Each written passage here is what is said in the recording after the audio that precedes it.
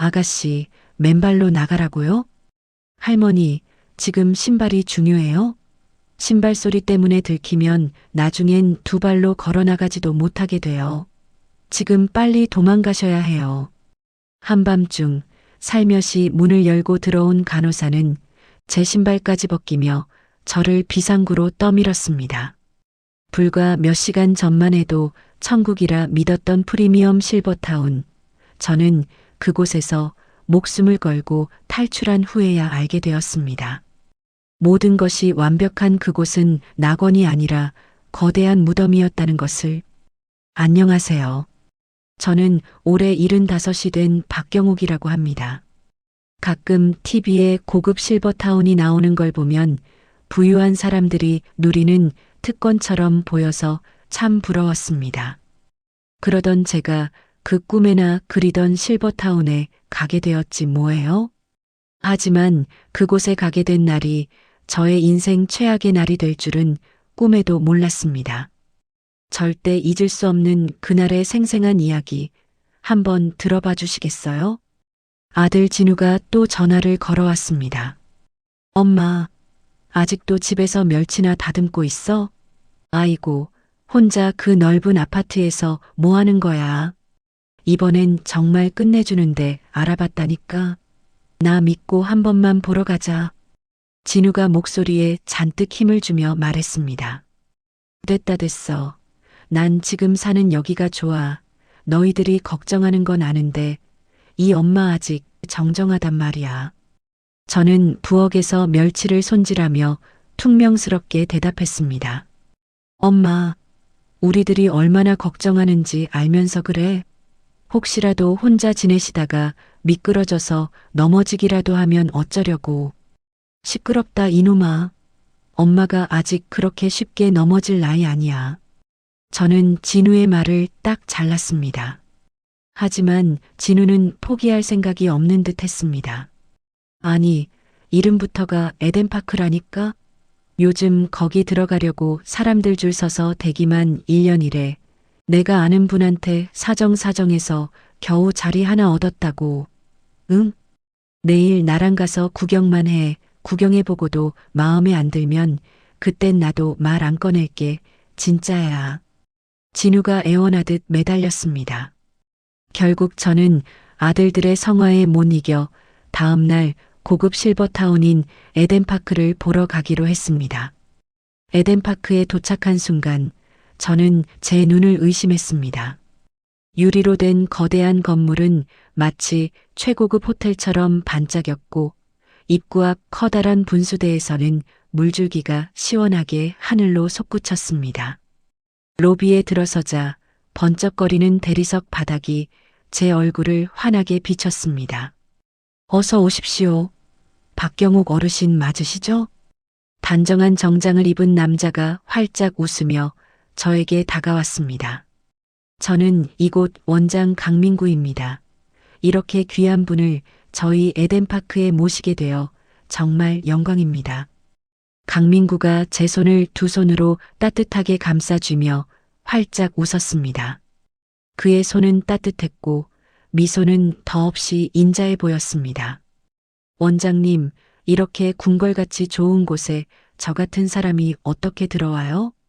저는 어마어마한 풍경을 둘러보며 물었습니다. 무슨 말씀을요? 어르신께서 이곳에 계시는 것만으로도 저희가 감사하죠.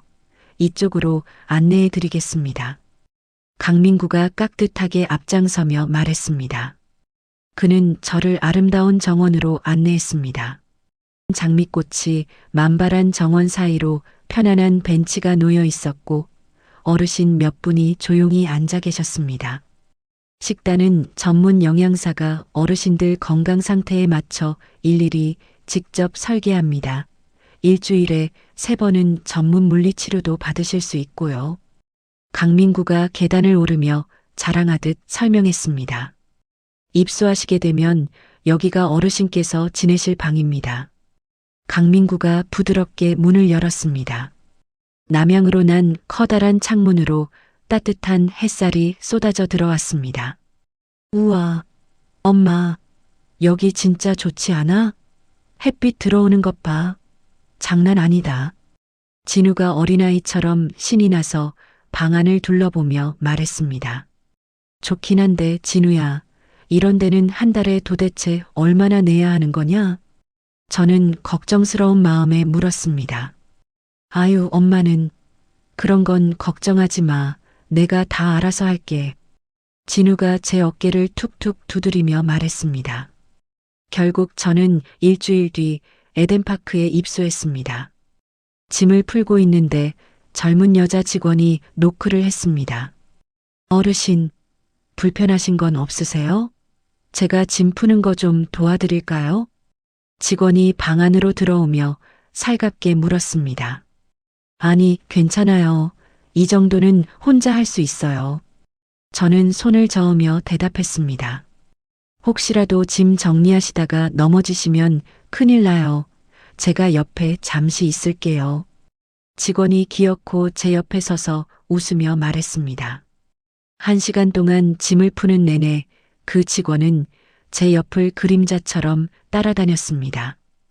오후에는 다른 직원이 와서 체온과 혈압을 꼼꼼하게 재고 약은 잘 챙겨 먹고 있는지 확인했습니다.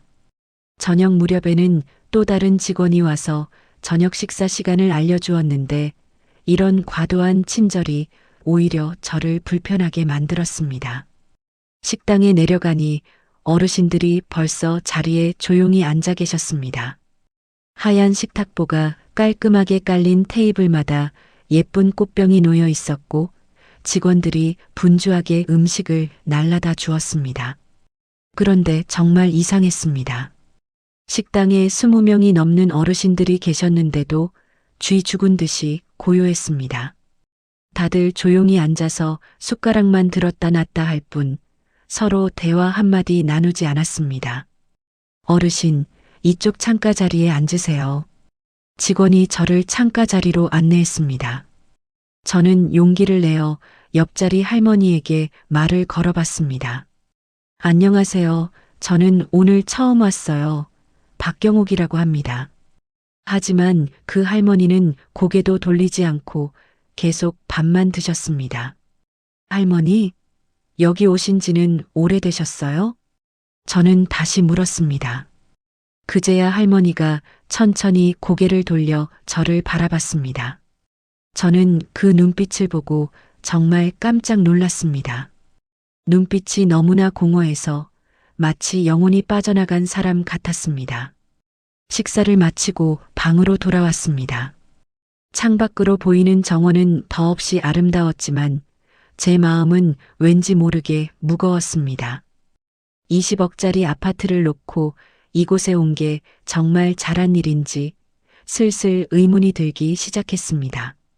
밤이 깊었지만 낯선 침대와 낯선 공기 탓에 잠이 오지 않았습니다.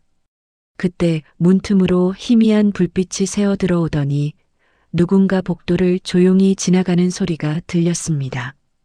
곧이어 문이 천천히 열리더니 간호사 가운을 입은 젊은 여자가 조심스럽게 안으로 들어왔습니다. 저는 깜짝 놀라 몸을 일으키려고 했습니다. 그런데 그 여자가 쏜살같이 다가와 제 입을 다급하게 막았습니다. 쉿! 조용히 하세요. 저예요. 낮에 인사드렸던 간호사 이지은이요. 지은이가 떨리는 목소리로 속삭였습니다. 제 팔을 잡은 그녀의 손은 이유는 모르겠지만 차갑게 떨리고 있었습니다. 할머니, 여긴 절대 있으면 안 돼요. 당장 여기서 나가셔야 해요. 아니, 이게 무슨 소리예요? 갑자기 왜 이러는 거예요, 선생님? 저는 지은이의 손을 치우며 물었습니다. 오늘 낮에 제가 원장실 앞을 지나가다가 우연히 들었어요. 강민구 원장이 할머니 아드님이랑 통화하는 거리요. 지은이가 눈물을 글썽이며 말했습니다. 네, 우리 진우랑 원장님이 무슨 얘기를 했는데요? 좀 자세히 말해봐요. 저는 가슴이 철렁했습니다. 무슨 자산 신탁 관리 서류 얘기를 하더라고요. 할머니 그 20억짜리 아파트를 담보로 뭔가를 꾸미려는 것 같았어요. 지은이가 제 손을 꼭 잡으며 말했습니다. 뭐라고요? 아니야, 그럴 리가 없어요. 저는 고개를 저었습니다. 할머니, 정신 차리세요. 제가 여기서 벌써 6개월째 일하고 있어요. 그동안 제가 본 게 있다고요. 지은이가 제 어깨를 붙잡으며 말했습니다. 특별관리라고 해서 따로 분류된 어르신들이 있어요. 그분들한테는 식후에 다른 약을 드려요. 그 약을 먹고 나면 머리가 점점 이상해지세요. 멀쩡하시던 분들이 석 달도 안 돼서 사람도 못 알아보고 바보처럼 변해요. 지은이의 목소리가 공포에 질려 떨렸습니다. 그게 다 무슨 말이에요? 저는 온몸에 소름이 돋았습니다. 할머니도 오늘 그 특별관리 명단에 올라갔어요. 제가 오늘 회의 때 똑똑히 봤어요. 지금 당장 안 나가시면 나중엔 제 발로 나갈 수도 없게 돼요. 지은이가 제 팔을 잡아당기며 말했습니다. 아니, 그럼 나는 어떻게 나가요? 밖에 경비원들이 진을 치고 있는데? 저는 당황해서 물었습니다. 제가 길 알려드릴게요. 우선 빨리 옷부터 입으세요. 지은이가 제 옷을 챙겨주며 말했습니다. 저는 떨리는 손으로 옷을 갈아입었습니다. 지은이가 문을 살짝 열고 캄캄한 복도를 확인했습니다. 지금이에요. 조용히 저만 따라오세요. 지은이가 제 손을 잡고 어두운 복도로 나갔습니다. 우리는 숨을 죽이고 벽을 타고 조용히 걸었습니다. 직원 휴게실을 지나 뒤쪽 비상계단으로 내려갔습니다. 할머니, 신발 신을 시간이 없어요. 후문 쪽에 경보기가 있거든요. 발소리 나면 절대 안 돼요. 벗으세요. 지은이가 제 신발을 거칠게 벗기며 말했습니다. 뭐라고요? 맨발로요? 저는 믿기지 않았습니다. 지금 신발이 중요해요? 할머니 목숨이 중요해요? 어서요. 지은이가 다급하게 말했습니다. 저는 망설일 틈도 없이 고개를 끄덕였습니다. 지은이가 후문으로 가는 비상 통로를 가리켰습니다. 저 문으로 나가서 무조건 왼쪽으로 계속 뛰세요. 500m쯤 가면 길가에 공중전화가 하나 있어요. 거기서 경찰에 신고하세요. 빨리요. 지은이가 제 등을 떠밀며 말했습니다. 그럼 이 선생은요? 같이 가야지. 저는 뒤를 돌아봤습니다. 저는 괜찮아요. 제 걱정 말고 빨리 가세요. 어서요. 지은이가 저를 세차게 밀어냈습니다. 저는 맨발로 얼음장같이 차가운 복도를 뛰었습니다. 후문을 열고 밖으로 나가는 순간 칼날 같은 새벽 공기가 제 얼굴을 때렸습니다. 발바닥이 날카로운 자갈에 찔려 찢어지는 듯 아팠지만 저는 멈출 수 없었습니다. 뒤에서 당장이라도 누군가 저를 잡으러 쫓아오는 것 같았습니다. 오직 살아야 한다는 생각뿐이었습니다.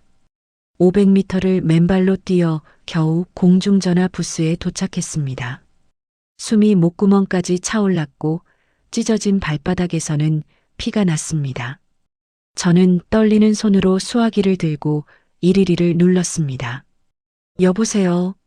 경찰서 맞죠? 제발 좀 도와주세요. 저 지금 큰일 났어요. 저는 숨을 헐떡이며 말했습니다. 어머님, 우선 진정하시고 천천히 말씀하세요. 지금 어디 계세요? 경찰관이 차분한 목소리로 물었습니다. 에덴파크 실버타운이요. 거기서 노인들한테 이상한 짓을 해요. 약을 먹여서 사람을 바보로 만들어요. 저는 목소리를 높여 울부짖었습니다. 지금 계신 곳 주소를 말씀해 주세요. 저희가 바로 출동하겠습니다. 경찰관이 다시 물었습니다. 저는 공중전화 부스에 붙어 있는 낡은 주소를 겨우 읽어주었습니다. 10분쯤 지나자 순찰차가 요란한 소리를 내며 도착했습니다. 할머니, 괜찮으세요? 젊은 경찰관이 차에서 내려 저에게 다가왔습니다. 아이고, 세상에. 왜 여기 맨발로 계세요? 발에서 피가 나네요. 여자 경찰관이 제 발을 보며 기겁했습니다. 저 에덴파크에서 도망쳐 나왔어요. 거기 원장, 강민구라는 놈이 노인들 재산 빼앗으려고 이상한 약을 먹인다고요. 어서 가봐야 해요. 저는 경찰관의 팔을 붙잡고 매달렸습니다. 알겠습니다. 일단 경찰서로 가셔서 자세히 얘기하시죠. 경찰관이 저를 부축해 순찰차에 태웠습니다. 경찰서에 도착했습니다. 잠옷바람에 맨발인 제 모습은 정말 볼품 없었습니다. 경찰관이 제 어깨에 담요를 덮어주고 따뜻한 차를 내왔습니다. 할머니, 이제 마음 가라앉히시고 처음부터 차근차근 말씀해 주세요. 경찰관이 노트를 펼치며 말했습니다. 저는 간호사 지은이가 저를 깨운 것부터 시작해서 제가 겪은 모든 걸 설명했습니다. 특별관리 명단, 정체 모를 이상한 약, 그리고 아들 진우와 강민구가 통화했다는 것까지요. 그런데 할머니, 혹시 이걸 뒷받침할 만한 증거가 있으세요? 경찰관이 고개를 갸우뚱하며 물었습니다. 증거요? 간호사 이지은이가 다 봤어요. 그 사람이 증인이에요. 그 사람한테 물어보세요. 네.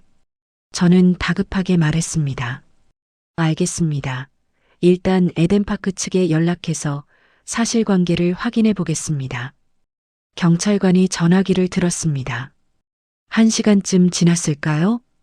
경찰서 문이 열리며 강민구가 말끔한 정장을 입은 다른 남자와 함께 들어왔습니다. 아이고 어르신, 여기 계셨군요. 많이 놀라셨죠? 저희가 얼마나 걱정했는지 모릅니다. 강민구가 세상 상냥한 얼굴로 웃으며 저에게 다가왔습니다. 저 사람이에요. 경찰관님, 저 사람이에요. 저 사람이 범인이라고요. 저는 강민구를 가리키며 악을 썼습니다. 경찰관님, 늦은 시간에 죄송합니다. 저는 에덴파크 원장 강민구입니다. 그리고 이쪽은 저희 법률 고문이십니다. 강민구가 명함을 건네며 말했습니다. 박경옥 어르신 건으로 연락을 받았습니다. 변호사라는 자가 서류 가방을 열며 말했습니다. 어르신께서 최근에 경도인지장애 진단을 받으셨습니다. 여기 주치의 소견서가 있습니다. 변호사가 서류를 경찰관에게 내밀었습니다. 거짓말. 저 멀쩡해요. 저 아무렇지도 않아요. 저 사람들 말 믿지 마세요. 저는 자리에서 벌떡 일어나 소리쳤습니다.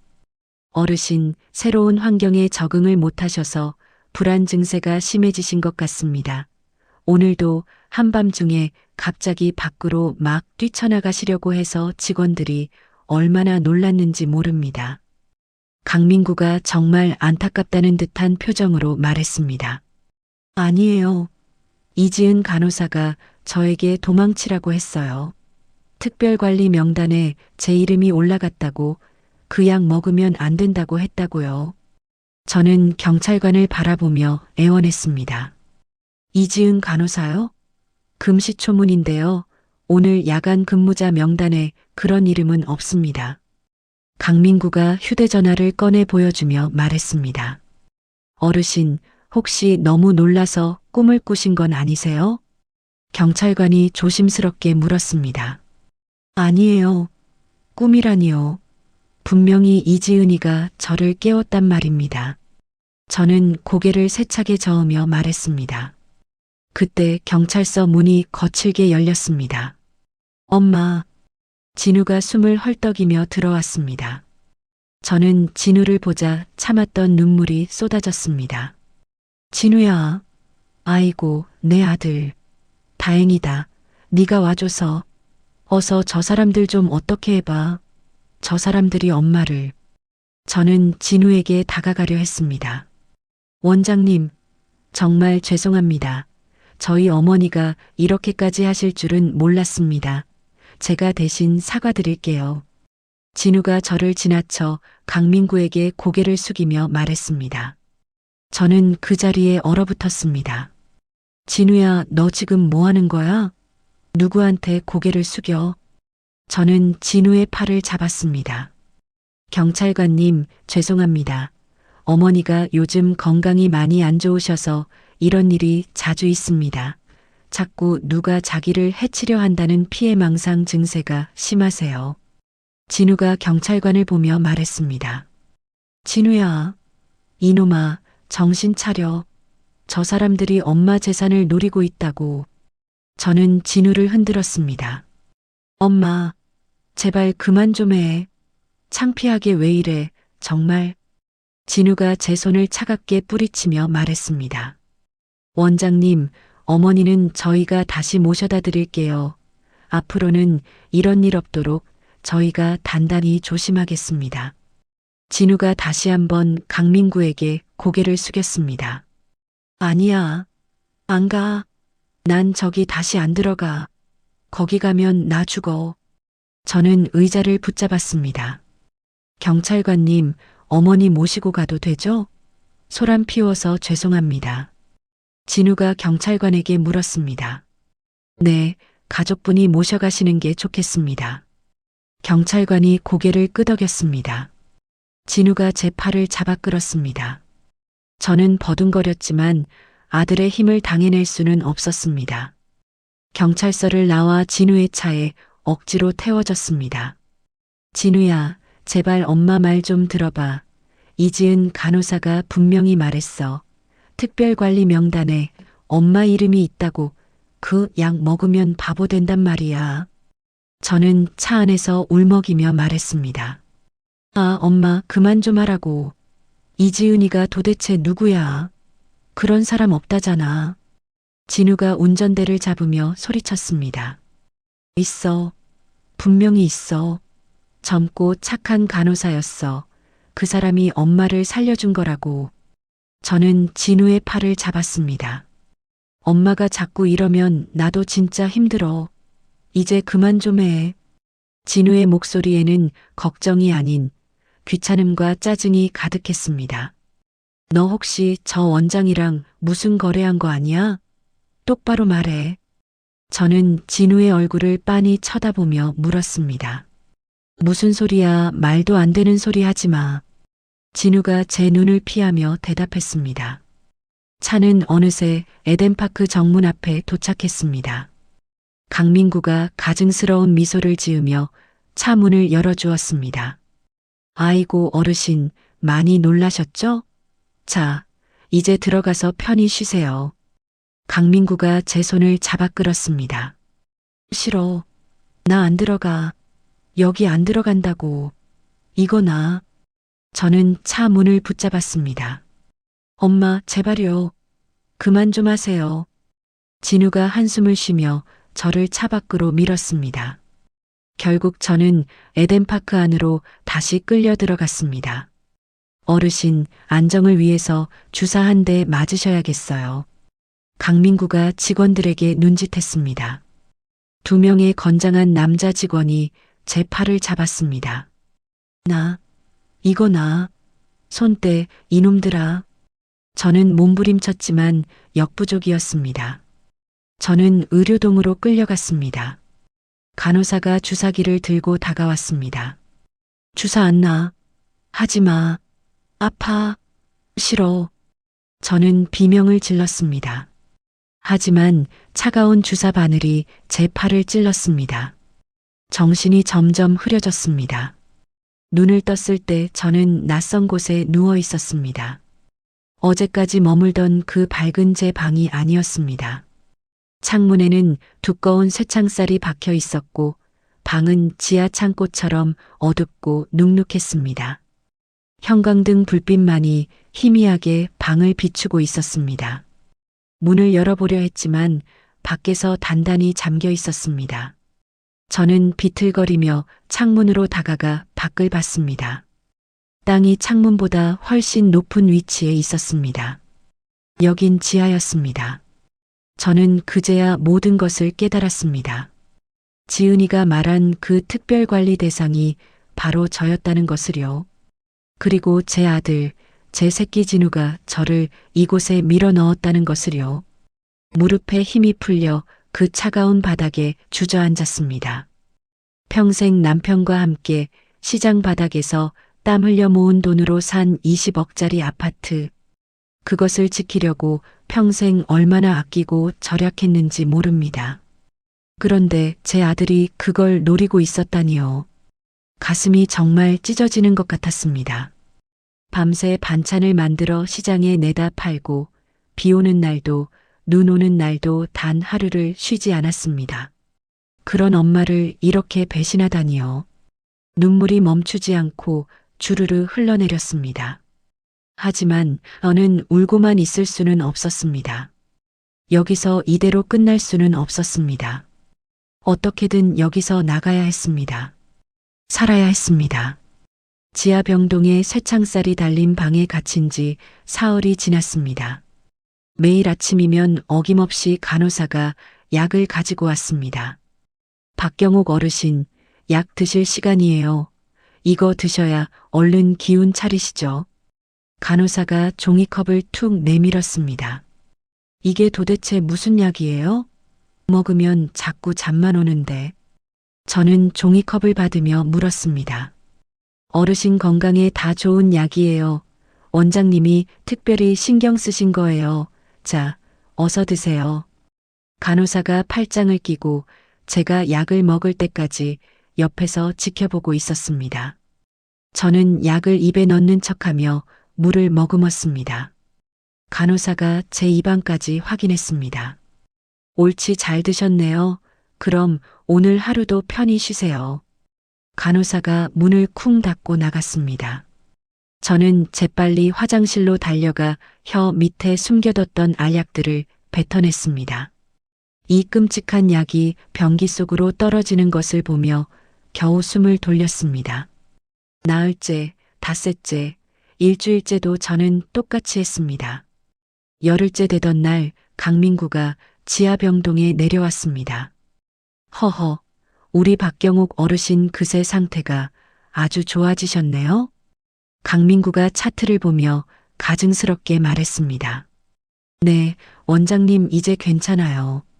저는 고개를 푹 숙였습니다. 약도 잘 드시고 직원들 말씀도 잘 들으시고 아주 모범적이세요. 강민구가 흡족한 듯 웃었습니다. 그런데요, 원장님 여기는 너무 답답해요. 위층 병동으로 저 좀 옮겨주시면 안 될까요? 저는 조심스럽게 물었습니다. 글쎄요, 어르신이 하신 일이 있어서 아직은. 강민구가 망설였습니다. 제발요. 제발 부탁입니다. 다시는 절대 문제 안 일으킬게요. 약속합니다. 저는 애원했습니다. 좋습니다. 내일부터 일반 병동으로 옮겨드리죠. 하지만 단 한 번이라도 문제 일으키시면 그때는 바로 다시 여기로 내려오는 겁니다. 아시겠어요? 강민구가 경고했습니다. 네, 알겠습니다. 정말 고맙습니다. 원장님. 저는 연신 고개를 숙였습니다. 다음 날 저는 꿈에 그리던 일반 병동으로 옮겨졌습니다.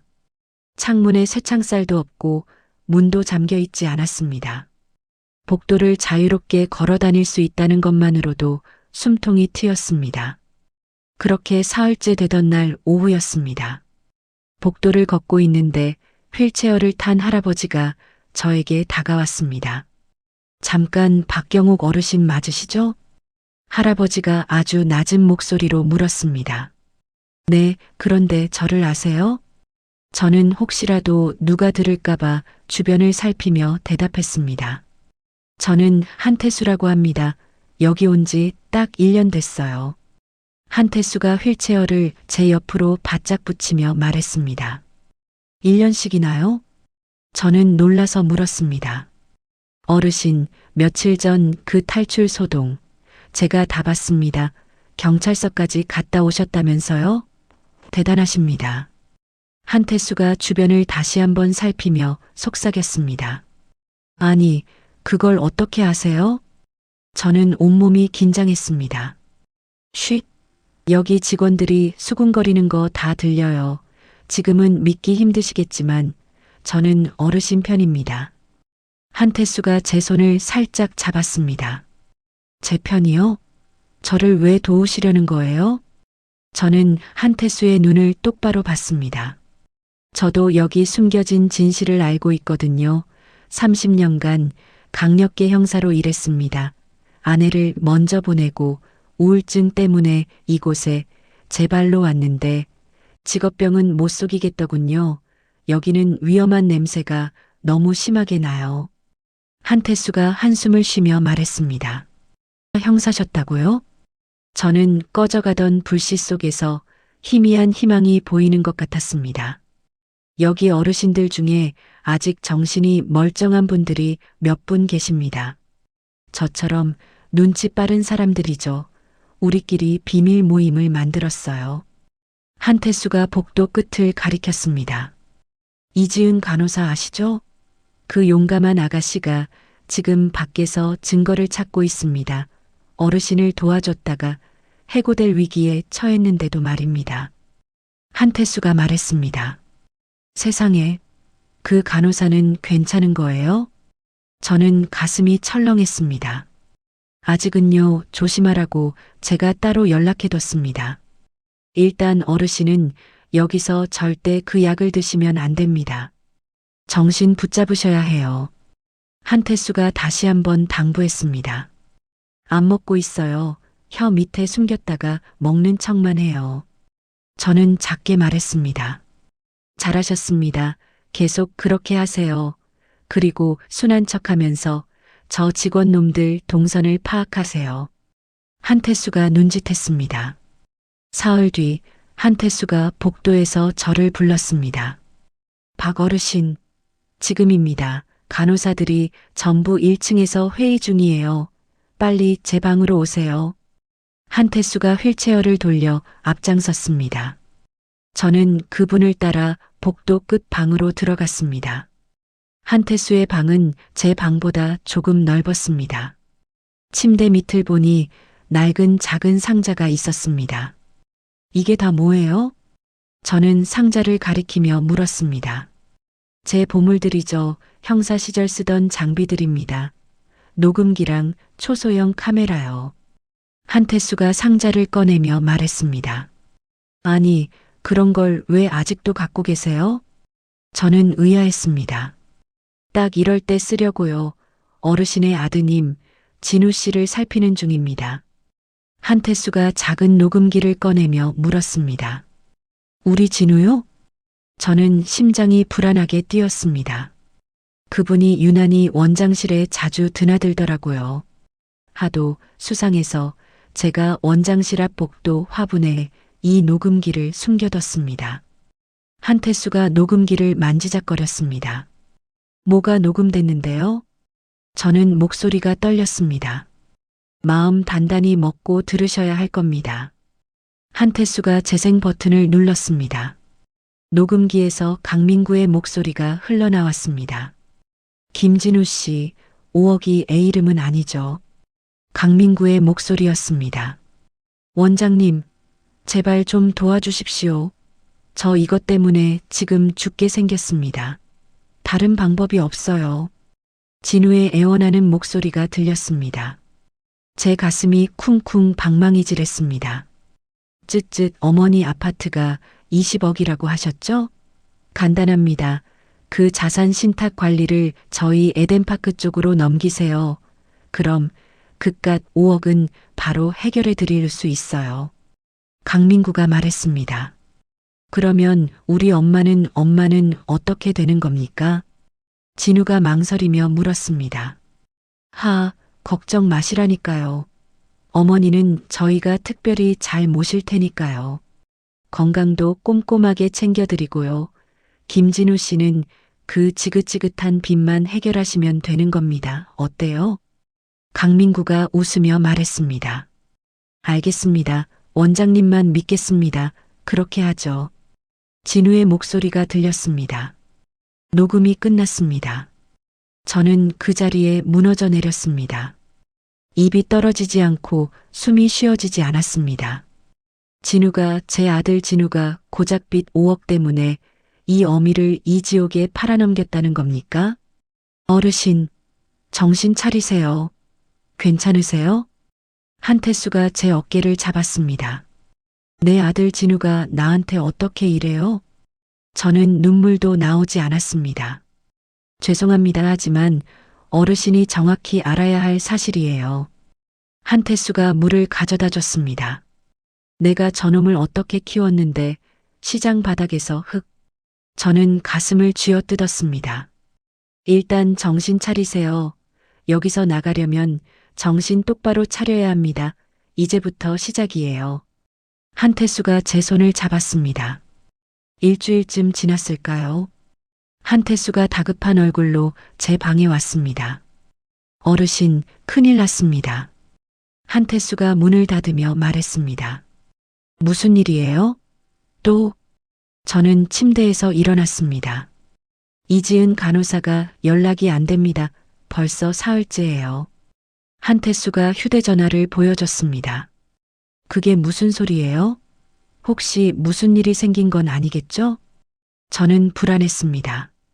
여기 미화원 아주머니가 한 분 계십니다. 남편이 작년에 여기서 의문스럽게 돌아가셨거든요. 그분한테 지은이 소식 좀 알아보라고 부탁했어요. 한태수가 말했습니다. 이틀 뒤 미화원 아주머니가 청소 카트를 끌고 제 방에 들어왔습니다. 어르신, 정말 큰일 났어요. 아주머니가 들어오자마자 문을 잠그며 말했습니다. 무슨 일이에요? 지은이 소식이에요? 저는 다가갔습니다. 이지은 간호사요. 며칠 전 밤에 퇴근하다가 웬 검은 승합차에 끌려갔대요. 아주머니가 공포에 질린 목소리로 말했습니다. 뭐라고요? 그게 무슨 소리예요?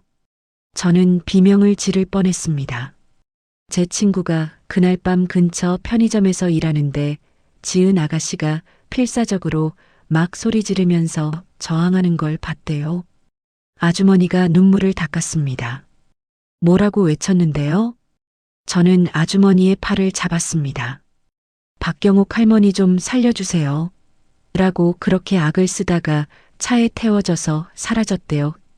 아주머니가 흐느꼈습니다. 저는 무릎에 힘이 풀려 그 차가운 바닥에 주저앉았습니다. 저 때문에 그 꽃 같은 아가씨가 위험에 빠진 거예요. 이거 한태수 어르신한테도 빨리 말씀드려야 해요. 아주머니가 저를 일으켜 세웠습니다. 한태수의 방으로 갔습니다. 그는 모든 소식을 듣고 주먹으로 휠체어 팔걸이를 세게 쳤습니다. 제 불찰입니다. 그 용감한 아가씨를 제가 지켰어야 했는데, 젠장. 한태수가 이를 갈았습니다. 형사님, 이제 어떡해요? 밖에서 우리를 도와줄 사람이 아무도 없잖아요. 저는 절망스러웠습니다. 아닙니다. 아직 포기하면 안 됩니다. 이지은 간호사, 그렇게 호락호락한 친구 아니에요. 분명히 만약의 사태를 대비해서 뭔가를 준비해 뒀을 겁니다. 반드시. 한태수가 창밖을 바라보며 말했습니다. 하지만 저는 아무런 희망이 보이지 않았습니다. 유일한 증인이 사라졌고 저희는 여전히 이 지옥 같은 곳에 갇혀 있었습니다. 지은이가 사라진 지 이틀이 지났습니다. 한태수와 저는 방에 앉아 말없이 방만 바라보며 시간을 보냈습니다.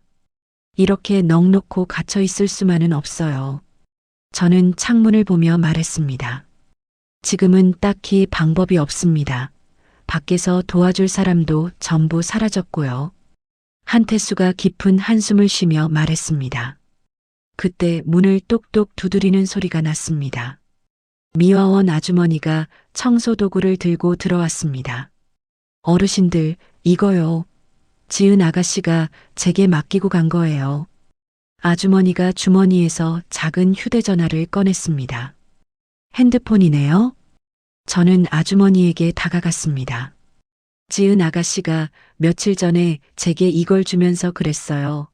만약 자기한테 무슨 일이라도 생기면 이 전화기를 꼭 한태수 어르신한테 전하라고 그렇게 신신당부를 했어요. 아주머니가 떨리는 손으로 전화기를 한태수에게 건넸습니다. 왜 이런 걸 대체 왜 맡겼을까요? 한태수가 전화기를 꼼꼼히 살폈습니다. 그 아가씨도 뭔가 안 좋은 일이 생길까봐 준비하고 있었나 봐요. 저한테 조심하라고, 아무도 믿지 말라고 몇 번이나 당부했거든요. 아주머니가 눈물을 닦았습니다.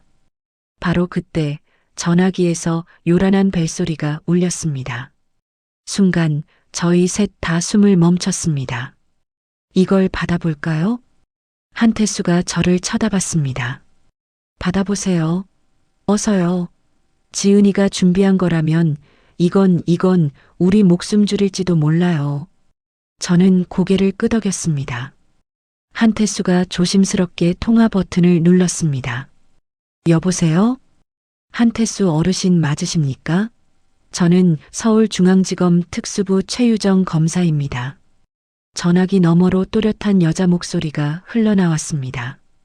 예, 검사님이요? 한태수의 눈이 커졌습니다. 이지은 씨가 저에게 제보 메일을 보냈습니다. 에덴파크의 비리에 관한 내용이었습니다. 유정 검사가 말했습니다. 지은이가 검사님한테 연락했다고요? 저는 한태수 옆에 바짝 붙어 전화기에 귀를 댔습니다. 네, 사흘 전이었습니다. 에덴파크의 불법 약물 투여 정황과 조작된 간호일지를 모두 보내왔습니다. 그리고 전화번호도 함께요. 유정 검사가 설명했습니다. 검사님, 그럼 지은이가 지금 어디 있는지 아세요? 한태수가 다급하게 물었습니다. 안타깝게도 이지은 씨 소식이 어제부로 끊겼습니다. 마지막 이메일 이후로 아무런 연락이 되질 않습니다.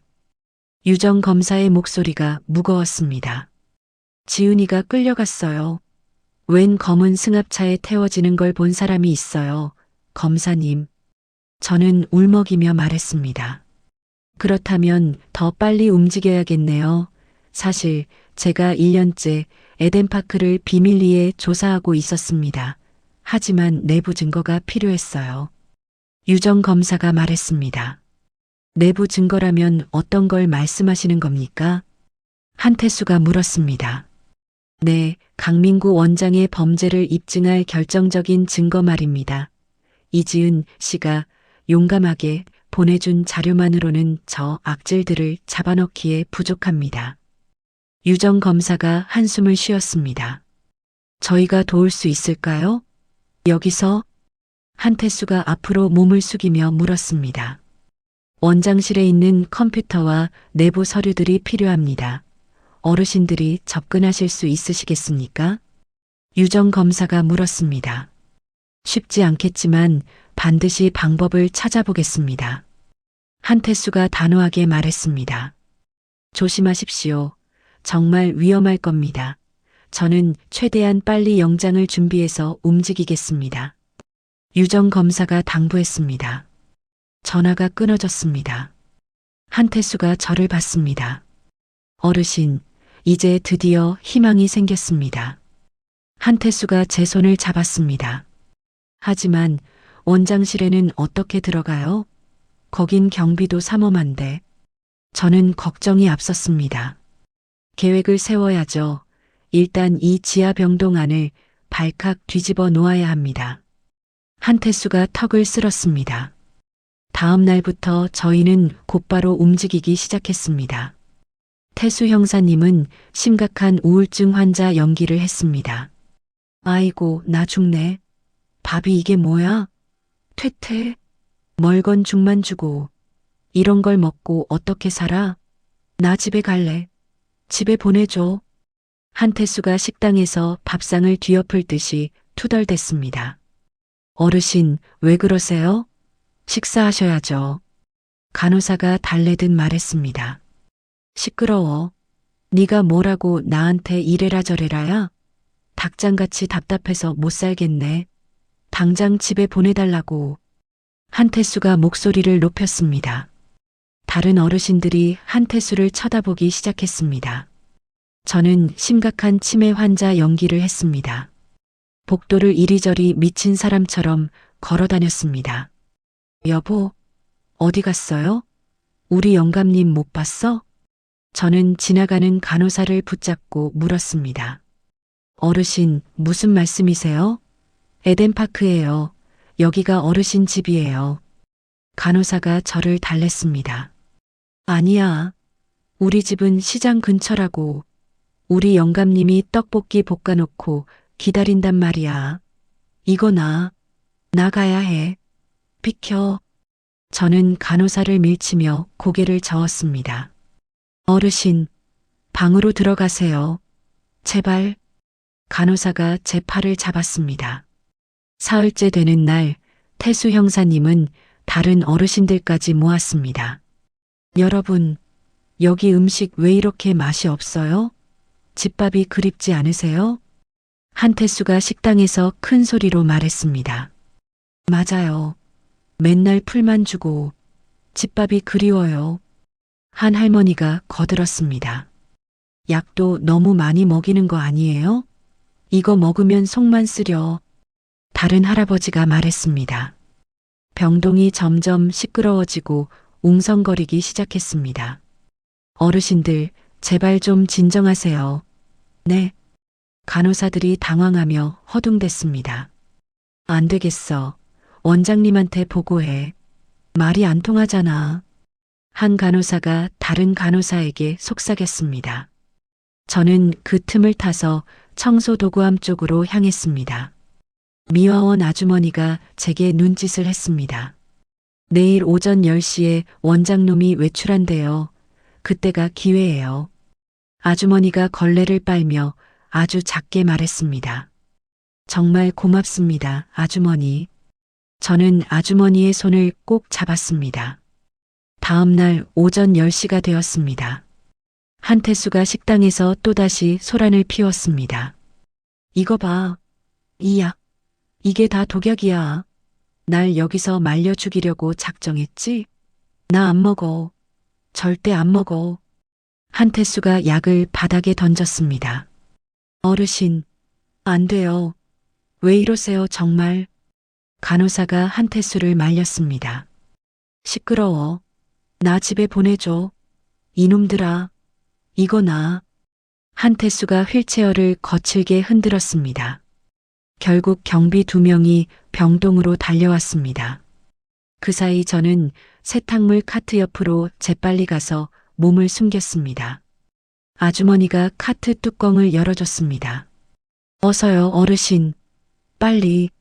아주머니가 저를 도왔습니다. 저는 냄새나는 세탁물 더미 속에 몸을 구겨 숨겼습니다. 지금 1층으로 올라가요. 숨죽이고 계세요. 아주머니가 카트를 밀기 시작했습니다.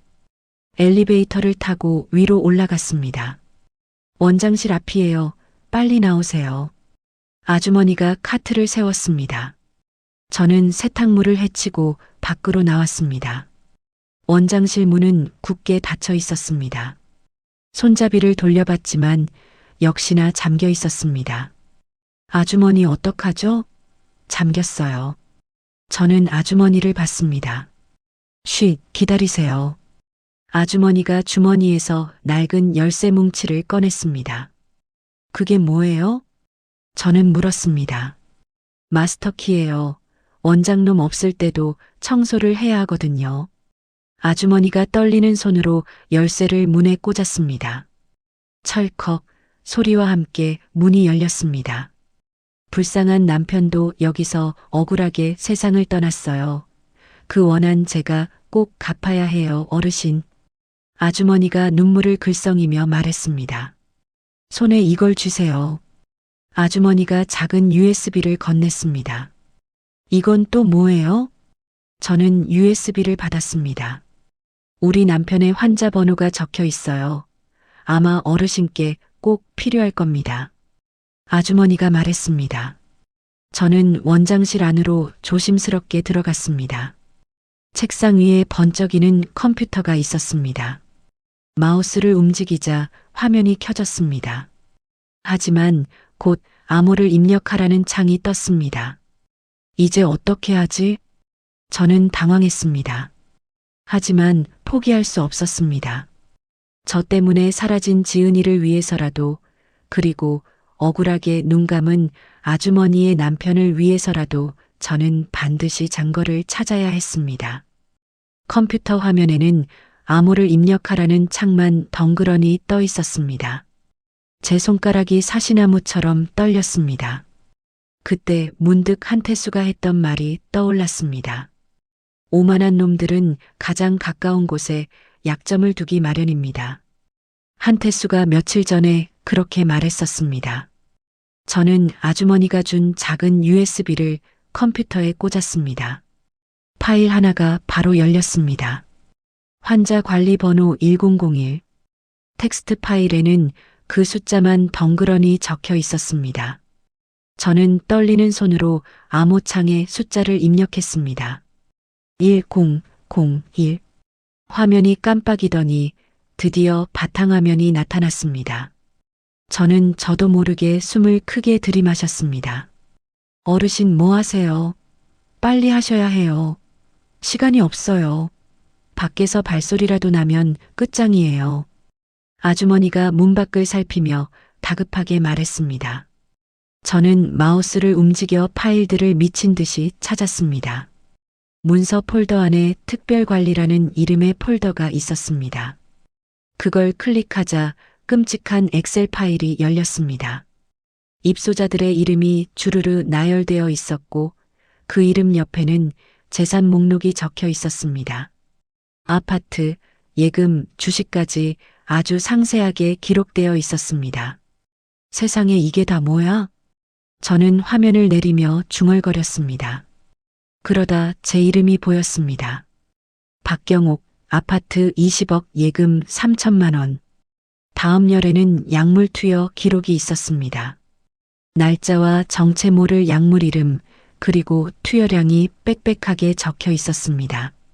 저는 손이 부들부들 떨렸습니다. 어르신, 그거 보고 있을 시간이 없어요.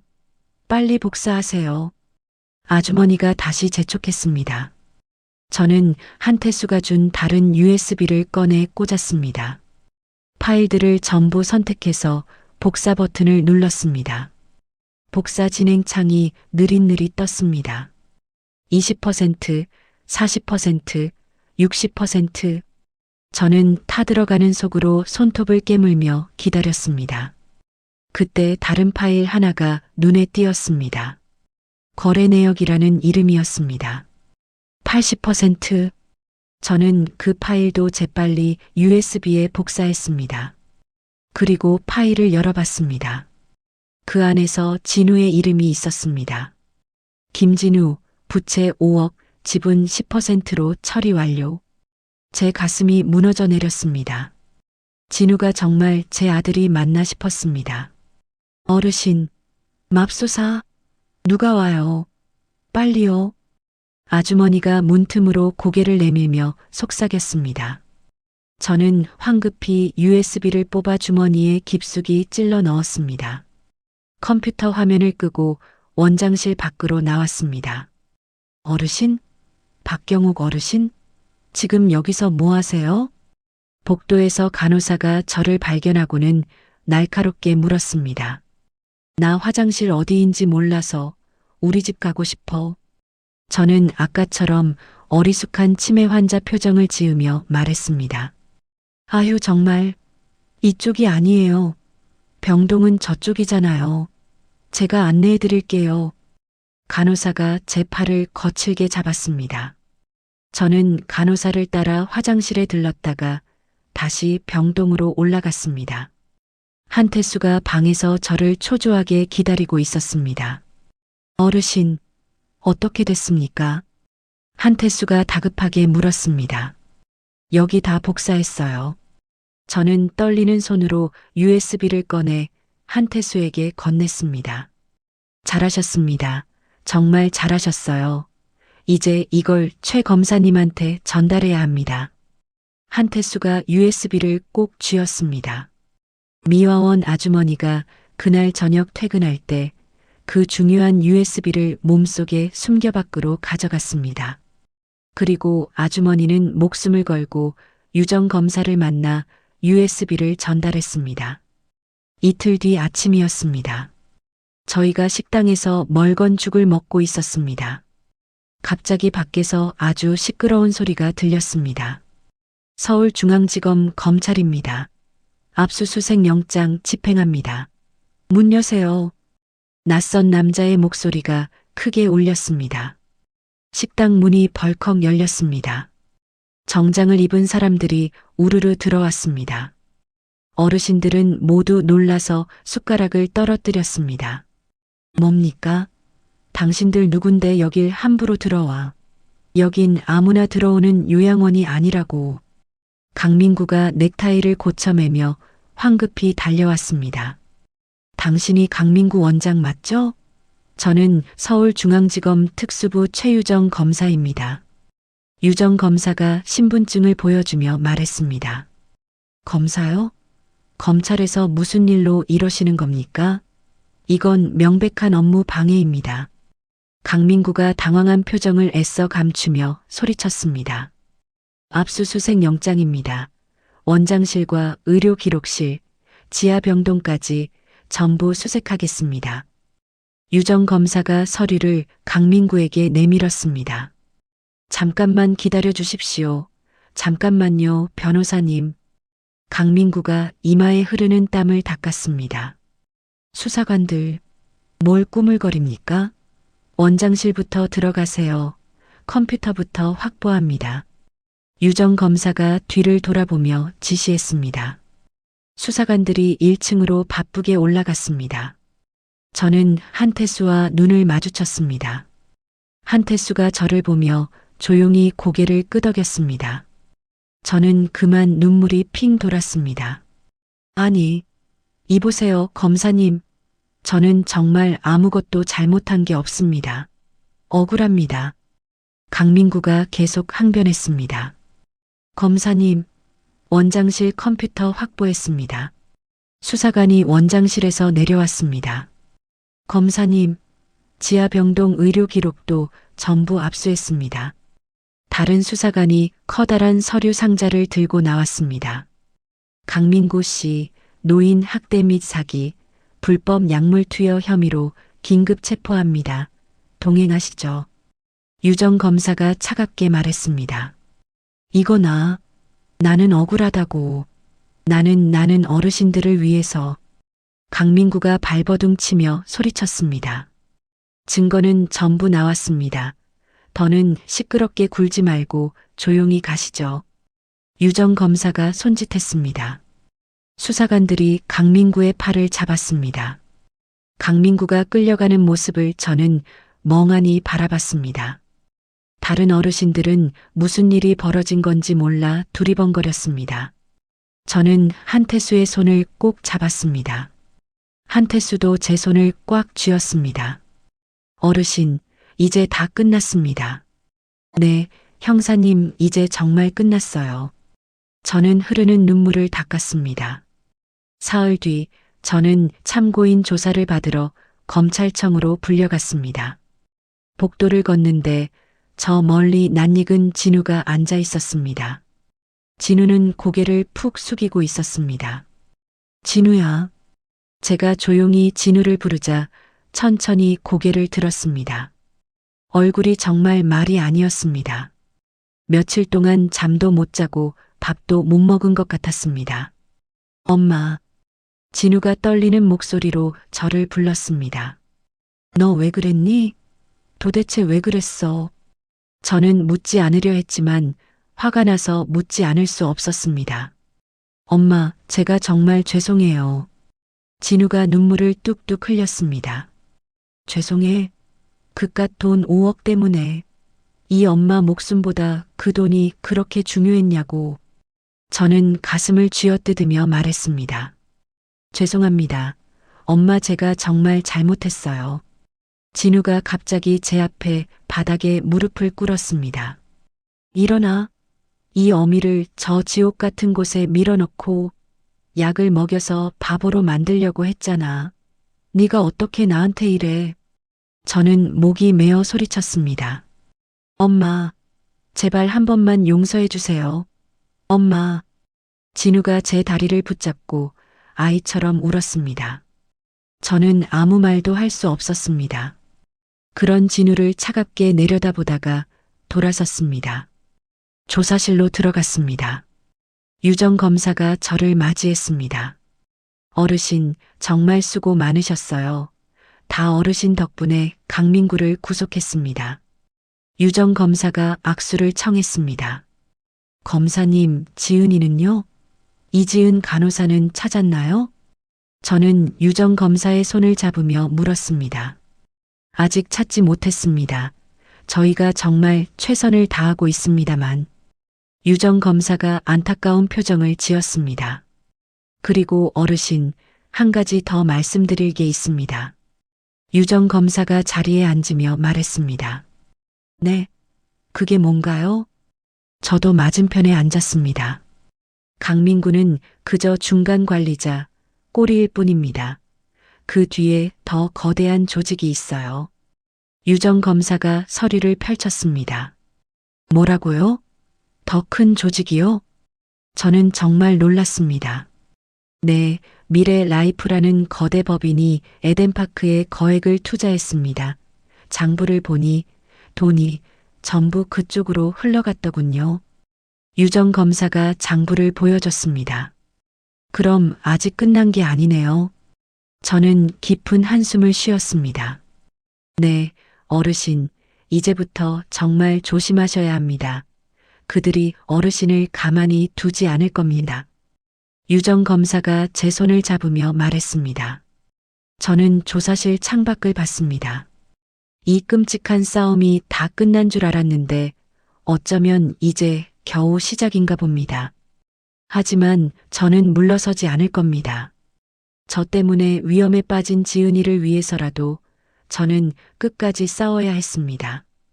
강민구가 구속되었다는 기사가 신문 일면에 대문짝만하게 났습니다. 검찰은 저와 한태수를 서둘러 안전한 거처로 옮겼습니다. 작은 아파트였지만 깨끗하고 조용했습니다. 어르신, 이제부터는 여기서 지내시면 안전할 겁니다. 저희가 지키겠습니다. 경찰관이 문 앞에 서며 말했습니다. 아이고 고맙습니다, 경찰관님. 저는 고개를 숙였습니다. 한태수와 저는 각자 방을 배정받았습니다. 그렇게 나흘째 되던 날 오후였습니다. 갑자기 초인종이 울렸습니다. 택배입니다. 박경옥 씨 앞으로 온 택배요. 문 밖에서 낯선 남자 목소리가 들렸습니다. 경찰관이 문을 조심스럽게 열고 상자를 받았습니다. 어르신, 박경옥 어르신 앞으로 온 게 맞네요. 경찰관이 상자를 제게 건넸습니다. 누가 보낸 거죠? 저는 뭐 시킨 게 없는데. 저는 의아해하며 상자를 받았습니다. 발신인이 없네요. 이상한데 확인해 볼까요? 경찰관이 상자를 열었습니다. 상자를 열자마자 경찰관의 얼굴이 싸늘하게 굳었습니다. 아니, 이게 뭡니까? 세상에. 경찰관이 상자 안을 들여다보며 말했습니다. 저도 무언가 싶어 상자 안을 들여다보니 그 안에는 낡고 이가 빠진 식칼이 들어 있었습니다. 제가 평생 시장에서 반찬 가게 할 때 쓰던 제 손때가 묻은 그 식칼이었습니다. 어머, 저 식칼은 제 거예요. 제가 쓰던 칼인데? 저는 손이 떨렸습니다. 시퍼런 식칼 날에는 붉은색 페인트로 섬뜩한 글씨가 적혀 있었습니다. 입 다물어. 이건 명백한 협박입니다. 어르신. 경찰관이 상자를 치웠습니다. 잠깐만. 경찰관 양반, 그 밑에 뭐가 더 있어? 한태수가 휠체어를 가까이 대며 말했습니다. 경찰관이 손을 넣어 조심스럽게 꺼냈습니다. 그것은 신분증이었습니다. 이지은, 그 꽃 같던 아가씨의 얼굴이 사진에 찍혀 있었습니다. 지은이 신분증? 저는 떨리는 손으로 신분증을 받아들었습니다. 이건 완전히 그놈들 수법이에요. 조직폭력배 놈들 수법. 한태수가 이를 갈았습니다. 그게 무슨 뜻이에요, 형사님? 어르신에 대해 모든 걸 다 알고 있다는 뜻입니다. 그리고 이지은 간호사가 아직 그놈들 손에 잡혀 있다는 걸 보여주는 거죠. 한태수가 주먹을 쥐었습니다. 그럼 지은이가 위험해요. 빨리 찾아야 해요. 어서요. 저는 경찰관에게 신분증을 건넸습니다. 즉시 최유정 검사님께 연락하겠습니다. 이건 보통 일이 아닙니다. 경찰관이 다급하게 전화기를 꺼냈습니다. 이틀 뒤 한태수가 뉴스를 보다가 저를 불렀습니다. 어르신, 이것 좀 빨리 와서 보세요. 한태수가 텔레비전을 가리켰습니다. 화면에는 검찰 인사 발령 소식이 나오고 있었습니다. 그때 유정 검사의 이름이 보였습니다. 서울중앙지검 특수부 최유정 검사, 지방지청으로 전보 발령. 아나운서가 아무렇지 않게 읽었습니다. 뭐라고요? 유정 검사님이 좌천됐다고요? 그게 무슨 소리예요? 저는 제 눈을 의심하며 믿을 수 없었습니다. 이건 명백한 보복입니다. 에덴파크 사건 때문에 저쪽에서 손을 쓴 거죠. 쯧쯧. 한태수가 혀를 차며 한숨을 쉬었습니다. 그날 저녁 유정 검사에게서 전화가 왔습니다. 어르신, 저예요. 최유정 검사입니다. 유정 검사의 목소리가 너무나 지쳐 있었습니다. 아니, 검사님, 좌천됐다면서요? 그게 다 무슨 말이에요? 어떻게 된 거예요? 저는 다급하게 물었습니다. 네, 상부 지시 불이행이 이유라네요. 하지만 뭐 다 알죠. 에덴파크 사건 때문이라는 거. 유정 검사가 쓴웃음을 지었습니다. 세상에, 어떻게 이럴 수가 있어요? 나쁜 놈들은 저렇게 버티고 서 있는데. 저는 분해서 소리쳤습니다. 배후 세력이 저희가 생각했던 것보다 훨씬 강해요. 법조계에도 정계에도 이미 손을 뻗치고 있어요. 유정 검사가 낮은 목소리로 말했습니다. 그럼 이제 우리는 어떻게 되는 거예요? 저는 불안했습니다. 어르신 정말 죄송합니다. 저도 이제 어르신들을 보호해드릴 힘이 없어요. 유정 검사의 목소리가 떨렸습니다. 검사님, 저는 말을 잇지 못했습니다. 한 가지만 알려드릴게요. 에덴파크에 투자한 법인 이름이 미래 라이프예요. 거기가 진짜 배후예요. 잊지 마세요. 유정 검사가 속삭이듯 말했습니다. 미래 라이프요? 저는 그 이름을 메모했습니다. 부디 조심하세요. 어르신, 그들은 절대 어르신을 가만두지 않을 거예요. 유정 검사가 그렇게 전화를 끊었습니다. 저는 멍하니 전화기를 내려놓고 한태수를 쳐다봤습니다. 형사님, 이제 정말 저희가 혼자 싸워야 하는 건가요? 저는 눈물이 났습니다. 아닙니다. 아직 방법이 있을 겁니다. 정신 차리세요, 어르신. 한태수가 제 손을 잡았습니다. 사흘 뒤 저는 결심했습니다. 그렇게 저를 배신한 아들이지만 진우를 만나러 가야겠다고 생각했습니다. 진우가 그 조직과의 연결고리를 증언해 준다면 이길 수 있을 거였습니다. 구치소 면회실에 앉았습니다. 곧이어 철창 너머로 진우가 들어왔습니다. 진우는 며칠 사이에 더 헬쑥해져 있었습니다. 엄마. 진우가 자리에 앉으며 저를 불렀습니다. 진우야, 이 엄마 부탁이 하나 있어. 저는 진우를 똑바로 봤습니다. 뭔데요, 엄마? 진우가 고개 들며 대답했습니다. 미래 라이프라는 회사 너도 알지? 거기에 대해 네가 아는 걸 전부 증언해줘, 제발. 저는 간절하게 말했습니다. 그 말을 듣자마자 진우의 얼굴이 하얗게 질렸습니다. 엄마, 안 돼요. 그건 절대 안 돼요. 진우가 고개를 세차게 저었습니다. 왜 안 되는데? 그 사람들이 다 꾸민 일이잖아. 너도 당한 거 아니야. 저는 목소리를 높였습니다. 엄마, 저 여기 안에서도 지금 감시당하고 있어요. 제가 입을 여는 순간 저만 위험한 게 아니라고요. 진우가 불안한 듯 주변을 살폈습니다. 그게 다 무슨 소리야? 누가 감시를 해? 저는 진우에게 바짝 다가갔습니다. 민수랑 은지요, 제 아이들이요, 엄마 손주들 말이에요. 진우가 눈물을 뚝뚝 흘렸습니다. 손주들? 우리 민수랑 은지가 왜? 애들은 왜? 저는 가슴이 철렁했습니다. 어제 민수학교 앞에 웬 시커먼 차가 하루 종일 서 있었대요. 애들 엄마가 겁에 질려서 저한테 울면서 전화했어요. 진우가 떨리는 목소리로 말했습니다. 그게 그놈들 협박하는 방법인 거야? 어린애들까지. 저는 주먹을 쥐었습니다. 엄마, 제발 이 싸움 그만하세요. 네. 그냥 재판에서 다 제가 했다고 할게요. 제가 다 뒤집어 쓸게요. 엄마는 제발 그냥 조용히 사세요. 네. 진우가 철창을 붙잡고 애원했습니다. 진우야, 이 바보 같은 놈아. 그러면 안 돼. 진실을 밝혀야지.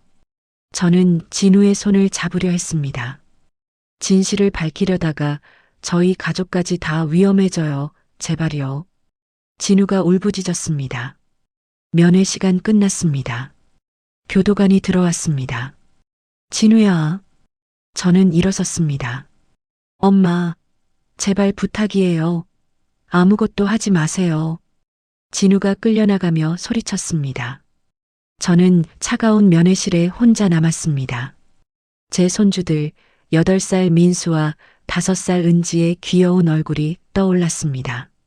저는 그 자리에 그만 주저앉았습니다. 평생 이렇게 무력한 적이 없었습니다. 아들도 손주도 다 지켜야 하는데 아무런 방법이 없었습니다.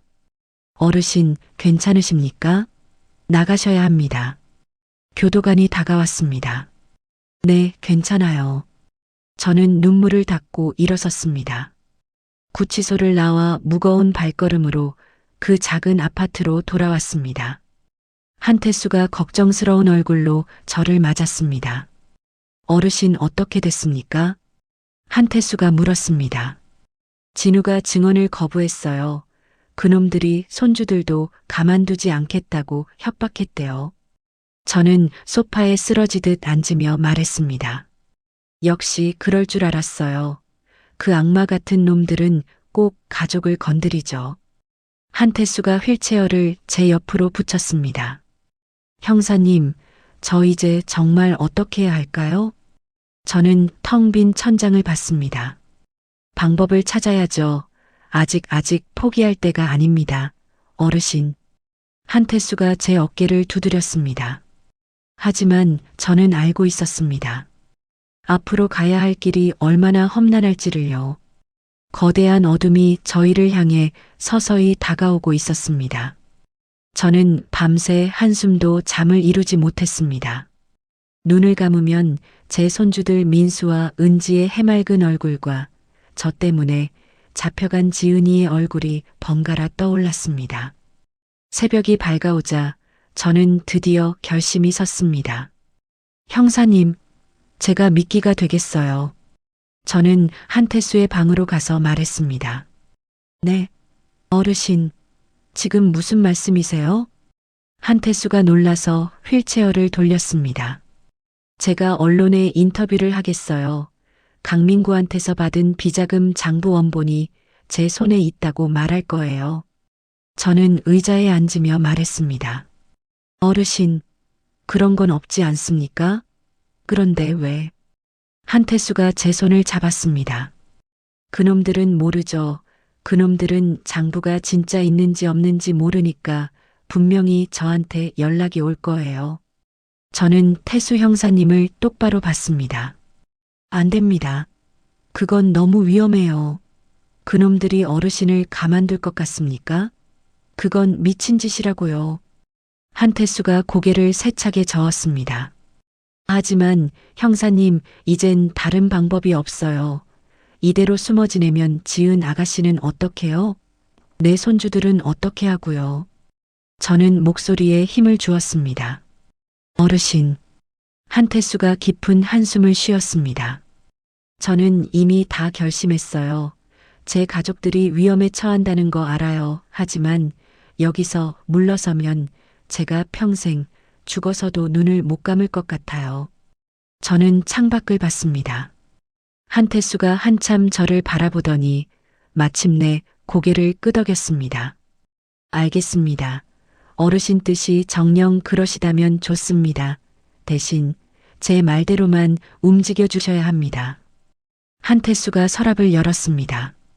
이틀 뒤 저는 수많은 기자들 앞에 섰습니다. 작은 기자 회견장이었지만 플래시가 무섭게 터졌습니다. 저는 에덴파크의 피해자 박경옥입니다. 오늘 저는 여러분께 아주 중요한 사실을 밝히려고 합니다. 저는 마이크 앞에서 떨리는 손을 감추며 말했습니다. 강민구 원장에게서 받은 피 묻은 비자금 장부 원본이 지금 제 손에 있습니다.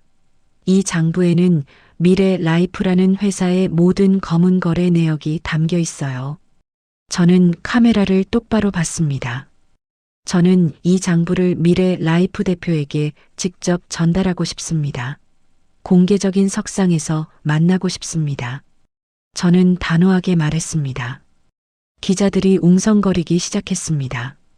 다음 날 모르는 번호로 전화가 왔습니다. 박경옥 어르신 되십니까? 저는 미래 라이프 법률팀 변호사입니다. 정중하지만 차가운 남자 목소리가 들렸습니다. 네, 맞아요. 저는 옆에 있는 한태수를 쳐다봤습니다. 저희 회장님께서 어르신을 직접 만나서 오해를 풀고 싶다고 하십니다. 변호사가 공손하게 말했습니다. 오해요? 좋죠. 어디서 만날 건데요? 저는 물었습니다. 저희가 정중하게 모시고 싶습니다. 저희가 운영하는 또 다른 요양시설에서 뵙고 싶다고 하셨습니다. 내일 오후 2시 어떠십니까? 변호사가 주소를 알려줬습니다. 알겠어요. 그쪽으로 가겠어요. 저는 전화를 끊었습니다. 어르신, 이거 입으세요. 한태수가 재킷을 건넸습니다. 이게 뭐예요? 저는 재킷을 받았습니다. 이 옷깃에 초소형 녹음기랑 위치 추적 장치가 숨겨져 있습니다. 만약에 조금이라도 위험하면 이 단추를 누르세요. 한태수가 작은 단추를 가리켰습니다.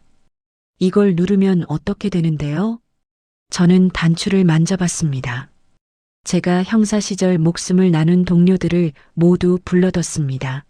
이 신호만 보내면 저희가 지옥에서라도 달려올 겁니다. 한태수가 제 어깨를 잡았습니다. 정말 고마워요, 형사님. 저는 한태수의 손을 꼭 쥐었습니다. 다음 날 오후 저는 택시를 타고 그 요양시설이라는 곳으로 갔습니다. 그곳은 에덴파크보다 훨씬 더 화려하고 거대한 궁궐 같은 건물이었습니다. 박경옥 어르신 맞으시죠? 이쪽으로 오시죠. 회장님께서 기다리고 계십니다. 정장을 입은 남자가 저를 안내했습니다. 엘리베이터를 타고 맨 꼭대기층으로 올라갔습니다. 믿을 수 없이 넓은 응접실이 나타났습니다. 허허, 어서 오십시오, 어르신. 고급 소파에 앉아있던 남자가 웃으며 일어났습니다. 저는 그 얼굴을 보고 깜짝 놀랐습니다. 텔레비전에서 수십 번은 본 적이 있는 사람이었습니다.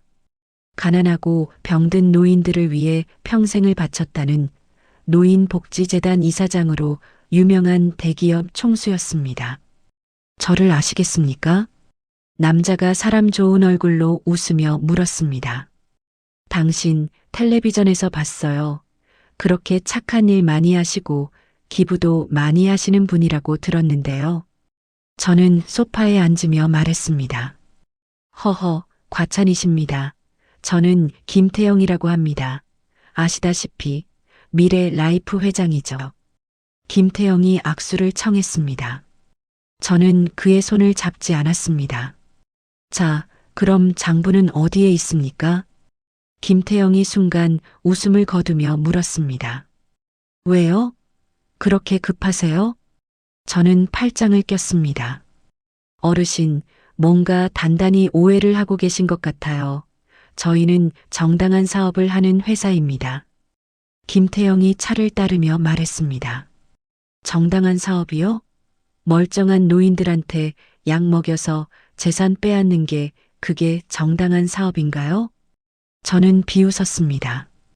쯧쯧, 그건 강민구 원장이 독단적으로 한 일입니다. 저희는 전혀 몰랐던 일이에요. 김태영이 찻잔을 제게 내밀었습니다. 거짓말 마세요. 내 아들이 당신들한테 돈 받은 거 장부에 다 나와 있어요. 저는 차를 받지 않았습니다. 어르신, 이렇게 하시죠. 제가 10억을 드리겠습니다. 그 장부 저희한테 주시고 이제 조용히 사세요. 김태영이 수표를 꺼냈습니다. 필요 없어요. 그딴 돈. 저는 고개를 저었습니다. 20억 드리겠습니다. 김태영의 얼굴이 굳었습니다. 안 받는다니까요. 저는 일어섰습니다. 어르신, 제가 마지막으로 드리는 기회입니다. 현명한 선택을 하세요. 귀여운 손주들도 있지 않습니까? 김태영이 차갑게 말했습니다. 뭐라고? 지금 내 손주들을 감히 그 더러운 입에 올려? 이 악마 같은 놈. 저는 김태영을 노려봤습니다. 협박이 아니라 충고입니다. 자, 차나 한잔 하시고 가세요. 김태영이 다시 찻잔을 제 앞으로 밀었습니다. 저는 찻잔을 들었습니다. 색깔이 이상했습니다. 그놈들이 에덴파크에서 노인들에게 먹였던 그 약이 들어있을 게 분명했습니다. 자, 어서 드시지요. 김태영이 저를 지켜봤습니다. 저는 찻잔을 입으로 가져갔습니다. 하지만 마시는 척하다가 찻잔을 쏟아버렸습니다. 아이고, 미안해서 어쩌나. 내가 늙어서 손이 자꾸 떨려서 그만. 저는 찻잔을 내려놓았습니다. 김비서 들어와. 김태영이 책상 위 버튼을 눌렀습니다. 문이 열리며 덩치 큰 남자 2명이 들어왔습니다. 어르신을 편안한 곳으로 좀 모셔드려. 김태영이 턱짓했습니다. 2 남자가 제 팔을 거칠게 잡았습니다. 이놈들아. 저는 몸부림쳤습니다. 저는 재빨리 온 힘을 다해 옷깃의 단추를 눌렀습니다. 한태수에게 보내는 신호였습니다. 이 못된 놈들아, 어딜 데려가려고. 저는 소리쳤습니다. 조용한 곳이죠. 그 장부가 어디 있는지 말씀해 주실 때까지요. 김태영이 냉소를 지었습니다. 바로 그때 밖에서 요란한 소리가 들렸습니다. 경찰이다. 문 열어. 남자 목소리가 울렸습니다. 문이 박살나듯 거칠게 열렸습니다. 한태수가 휠체어를 타고 들어왔습니다. 그 뒤로 정장을 입은 남자들이 우르르 따라왔습니다. 한태수 형사님, 저는 안도했습니다. 손 떼. 이 자식들아. 한태수 뒤에 있던 남자가 소리쳤습니다. 비서놈들이 당황해서 저를 놓았습니다. 당신들은 누군데 함부로 여길 들어와? 김태영이 얼굴을 찌푸렸습니다. 내 동료들이요. 형사 시절 내 목숨을 나눠주던 모두 전직 경찰들이지. 한태수가 웃었습니다. 그때 엘리베이터 문이 다시 띵 하고 열렸습니다. 유정 검사가 진짜 경찰들과 함께 들어왔습니다. 김태영 씨, 당신을 불법 강금 및 살인미수 혐의로 긴급 체포합니다. 유정 검사가 수갑을 꺼냈습니다. 검사님, 저는 유정 검사를 받습니다. 어르신, 무사하셔서 정말 다행이에요. 유정 검사가 제게 다가왔습니다. 이게 다 무슨 짓이오? 증거 있어? 김태영이 소리쳤습니다. 여기 계신 분들이 전부 증인입니다. 그리고 이게 증거입니다. 어르신을 협박하고 이 약물 든 차를 권했죠. 유정 검사가 쏟아진 찻잔을 증거 봉투에 넣었습니다. 그리고 여기 녹음도 아주 잘 됐습니다. 회장님. 한태수가 옷깃에서 녹음기를 흔들었습니다. 김태영의 얼굴이 하얗게 쟤처럼 변했습니다. 당장 끌고 가세요. 유정 검사가 경찰들에게 지시했습니다. 경찰이 김태영에게 수갑을 채우자 그가 허망한 얼굴로 끌려나갔습니다. 저는 그만 다리에 힘이 풀려 그 자리에 주저앉았습니다. 온몸에 힘이 빠졌습니다. 어르신, 잘하셨습니다. 어르신이 이겼어요. 한태수가 제 어깨를 두드렸습니다. 형사님, 검사님, 이제 정말 다 끝난 건가요? 저는 눈물을 흘렸습니다. 네, 어르신, 이제 정말 다 끝났습니다. 유정 검사가 제 손을 잡았습니다. 저는 창밖으로 보이는 파란 하늘을 봤습니다. 길고 길었던 이 지옥 같은 싸움이 드디어 끝이 났습니다. 드디어 재판이 시작되었습니다. 법정은 기자들과 방청객들로 발 디딜 틈 없이 가득 찼습니다. 미래 라이프 게이트는 온 나라를 뒤집어 놓았습니다. 피고인 김태영에게 무기징역을 선고한다. 판사가 판결문을 읽어내렸습니다. 방청석 여기저기서 탄성이 터져 나왔습니다. 피고인 강민구에게 징역 20년을 선고한다. 그 소리에 강민구는 고개를 푹 떨구고 있었습니다. 피고인 김진우에게 징역 3년에 집행유예 5년을 선고한다. 판사가 진우를 바라봤습니다. 제 아들 진우는 그 자리에서 아이처럼 눈물을 쏟아냈습니다. 저는 방청석에 앉아 그 모든 광경을 덤덤히 지켜봤습니다. 한태수가 제 옆에서 제 손을 가만히 잡아주었습니다. 재판이 끝나고 복도로 나왔습니다. 저 멀리 지은이가 저를 기다리고 있었습니다. 할머니, 지은이가 저를 보자마자 달려와 제 품에 와락 안겼습니다. 아이고, 지은 간호사, 무사해서 정말 다행이야. 저는 지은이의 등을 가만히 토닥였습니다. 할머니, 할머니 덕분에 제가 살았어요. 정말.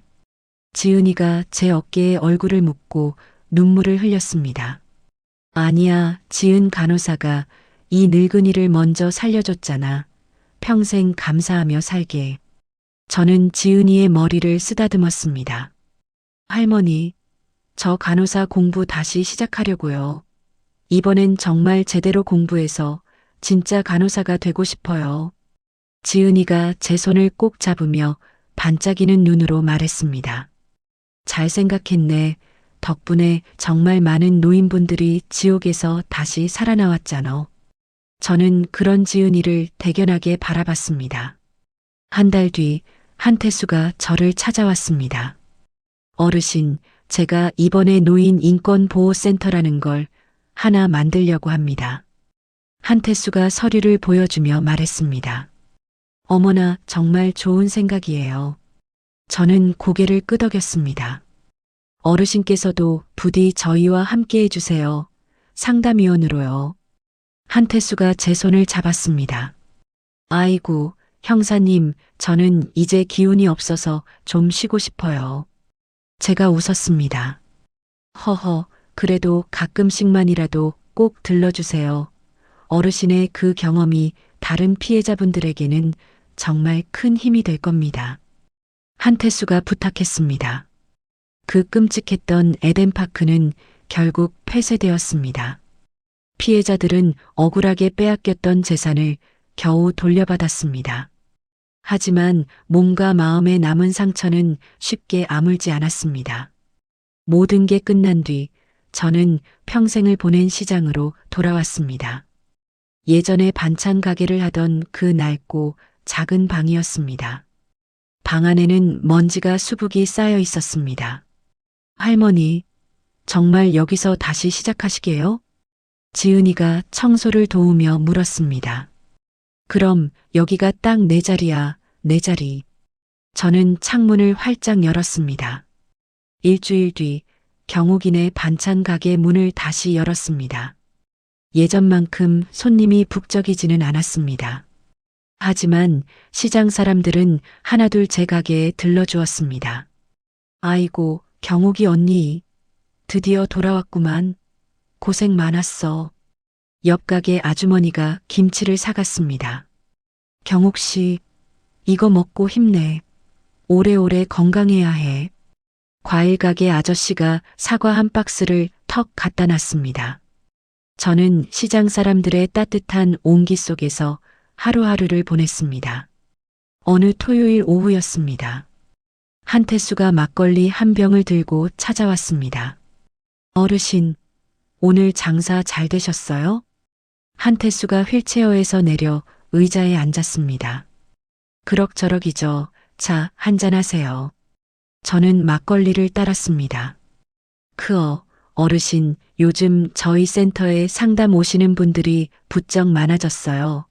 그분들이 어르신 이야기 들으면 다들 얼마나 큰 힘을 얻으시는지 모릅니다. 한태수가 막걸리를 마시며 말했습니다. 제가 뭘 했다고요?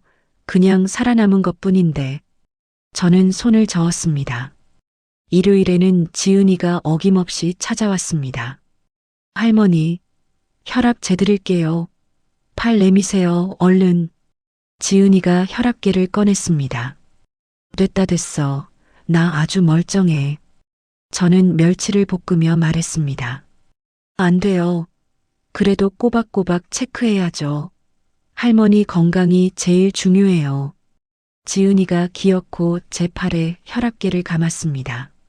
그래, 알았다. 학교는 다닐만해? 제가 지은이를 봤습니다. 네, 정말 재미있어요. 이번엔 정말 제대로 공부해서 꼭 진짜 좋은 간호사가 될 거예요. 지은이가 활짝 웃었습니다. 그래, 잘하고 있어. 우리 지은이. 저는 지은이의 머리를 쓰다듬었습니다. 어느 목요일 저녁이었습니다. 가게 문을 닫으려는데 밖에서 인기척이 났습니다. 문 앞에 제 아들 진우가 아이의 손을 잡고 서 있었습니다. 8살 민수, 제 손자였습니다. 엄마. 진우가 떨리는 목소리로 저를 불렀습니다. 저는 아무 말 없이 진우를 그저 쳐다봤습니다. 엄마, 제가 정말 죄송해요. 진우가 고개를 푹 숙였습니다. 저는 제 손자 민수를 봤습니다. 민수는 겁먹은 얼굴로 아빠 뒤에 숨어 제 눈치만 봤습니다. 민수야, 이리 와봐. 할미한테 와. 저는 민수를 불렀습니다. 민수가 조심스럽게 제게 다가왔습니다. 아이고, 우리 민수. 이거 할머니가 멸치볶음 만든 건데 맛있어. 가져가. 저는 봉지에 멸치볶음을 듬뿍 담아 민수에게 건넸습니다. 고맙습니다, 할머니. 민수가 작은 손으로 봉지를 받았습니다. 진우는 그 자리에 못 박힌 듯 서서 소리도 못 내고 눈물만 뚝뚝 흘렸습니다. 말 한마디 없이 그저 울고만 있었습니다. 저는 진우를 보지 않았습니다. 용서한다는 말도 다시는 오지 말라는 말도 하지 않았습니다. 그냥 묵묵히 가게 정리를 계속했습니다. 엄마, 저 또 올게요. 진우가 손주 민수의 손을 잡고 돌아섰습니다. 저는 끝내 대답하지 않았습니다. 하지만 굳이 막지도 않았습니다. 진우가 민수와 함께 어두운 골목을 걸어나갔고 저는 창문 너머로 그 두 사람의 뒷모습을 한참이나 봤습니다. 시장 골목에 저녁 불이 하나둘 켜졌습니다. 저녁 장사를 준비하는 사람들의 시끌벅적한 목소리가 들려왔습니다. 얼큰한 김치찌개 끓는 냄새가 바람을 타고 흘러왔습니다. 저는 가게 문을 닫고 아파트로 돌아갔습니다. 창밖을 보니 75년을 악착같이 살아온 제 인생이 주마등처럼 지나갔습니다. 시장 바닥에서 반찬 가게로 시작해서 피땀 흘려 20억짜리 아파트를 샀고 그 지옥 같은 실버타운에 갇혔다가 목숨을 걸고 싸워서 여기까지 왔습니다. 결국 저는 다시 원점으로 돌아온 셈입니다. 하지만 저는 조금도 후회하지 않습니다. 제가 이 싸움에서 목숨 걸고 지켜낸 게 있으니까요. 그것은 바로 제 자신의 존엄과 저처럼 억울했던 다른 어르신들의 권리, 그리고 지은이 같은 젊은이들의 용기였습니다. 제 아들 진우를 제가 용서할 수 있을지는 아직 모르겠습니다. 어쩌면 평생 용서하지 못할지도 모릅니다. 하지만 그렇다고 완전히 밀어내지도 않을 겁니다. 그게 어쩔 수 없는 엄마라는 거니까요. 저는 이제 그저 묵묵히 제 일상을 살아갈 겁니다. 아침 일찍 일어나 반찬을 만들고 손님들을 맞고 저녁에는 텔레비전을 보다가 잠드는 그런 평범한 일상이요. 어쩌면 그게 바로 제가 선택한 75세 박경옥의 마지막 투쟁입니다. 이 평범한 일상을 지켜내는 것. 그것이야말로 제가 이긴 이 끔찍한 싸움의 진짜 의미였습니다. 그리고 저도 바로 제자리에서 제 모습으로 당당하게 여기 서 있을 겁니다. 여기까지가 저의 이야기입니다. 평생 성실하게 살아온 제가 설마 이런 일을 겪을 줄은 몰랐습니다. 하지만 포기하지 않고 끝까지 싸웠기에 지금 이렇게 제자리로 돌아올 수 있었어요. 세상에는 저처럼 힘없는 노인들을 노리는 나쁜 사람들이 있습니다. 하지만 그들에게 맞서 싸울 용기를 잃지 않으면 반드시 이길 수 있다는 걸 제가 보여드렸으면 좋겠습니다. 아무리 나이가 들어도 우리에겐 존엄이 있고 권리가 있습니다. 그걸 절대 빼앗기지 마세요. 제 이야기를 끝까지 들어주신 분이 계시다면 잘 들었다고 댓글 하나만 남겨주세요. 감사합니다.